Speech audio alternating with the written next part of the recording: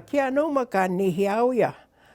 Kakio ka nihio pikskuya mettonim steak tihti no man ka ki tuhtia manom ka nihio sitsigia. Mettonikin stuhtino. Samo makakaya simuya. Muimtonikin tuhtino. Magauya ka nihioid. Mten kamoa tapno. Kin tuhtino. Ego tiktas kistaguanno astio.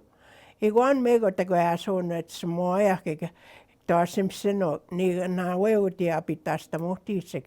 Except the one. When you're learning your language, the Cree, it's got to be done orally. You write it, you forget it. And when I do teaching the Cree language, I do a lot of, like if I'll tell you, I'll say a word, and you write it down the way you hear me say it, like phonetically, then you repeat it, you can say it. But now if I gave you the real writing would be that long and then it just scares you. Like a example, I'll take a chair and say that there's one chair. Piak tapun. The chair is blue. Sipi kwau tapun. Pita, niti, asta, and all that. Just by a chair, you can have a whole afternoon conversation on that. So if you do it orally, go get me the chair, you're going to get the chair, so you bring it here, and that way you know it stays. But if you write it, you read it, oh, what do I do with that chair? So that's what I was doing when I was at the school. The only thing I'm sorry I never learned was the syllabics. And they say it's so much easier to learn your language by learning the syllabics. I didn't learn that. I've been teaching myself. I know a little bit, but not enough. Usually I say, well, I'm going to read this and say this, and the way, write it on a piece of paper how you hear me say it. Like, let's just say, astam. And then they'll write those sounds. And when they do write, they use a lot of Q. And there is no Q sounds in our Cree culture. But if that's how they're able to learn, well, so be it, fine. And then they learn, eh? And they really pronounce those words really good when they write them phonetically. So you need to learn your language Cree first in order to understand all what goes behind it, the cultural parts and all that. You know, one time my mom said, when I was teaching the Cree, before she passed on, she said, my daughter, keep trying hard.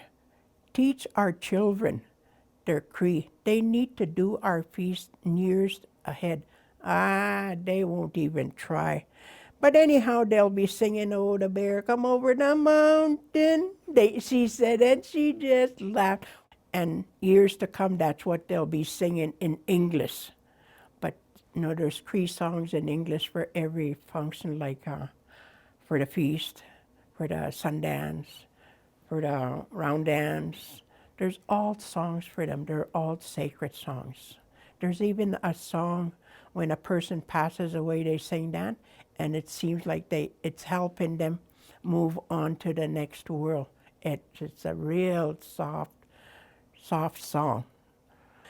There's a lot of healing in the Cree language. I went to some healing ceremonies where they just talk in Cree. Because a lot of times when they speak Cree, they can't really translate it to English because there's no value in it after, eh? But when they're speaking Cree, it just hits. It stays in here actually, whereas the English has to be repeated and repeated before it really stay. And when I was teaching the Cree language, I had elders that I could go to, and they taught me a lot, eh? How to speak, how to talk to the kids, and what. Some kids, because all children are all different learners. As I'm just saying, they all learn different. Some are visual, some sit there and they listen, and they're all different, eh? So you gotta have all different ways of teaching your language when you have those different learners in one class. But if you have one class that's really looking at you, then you know it's you that they want to learn from.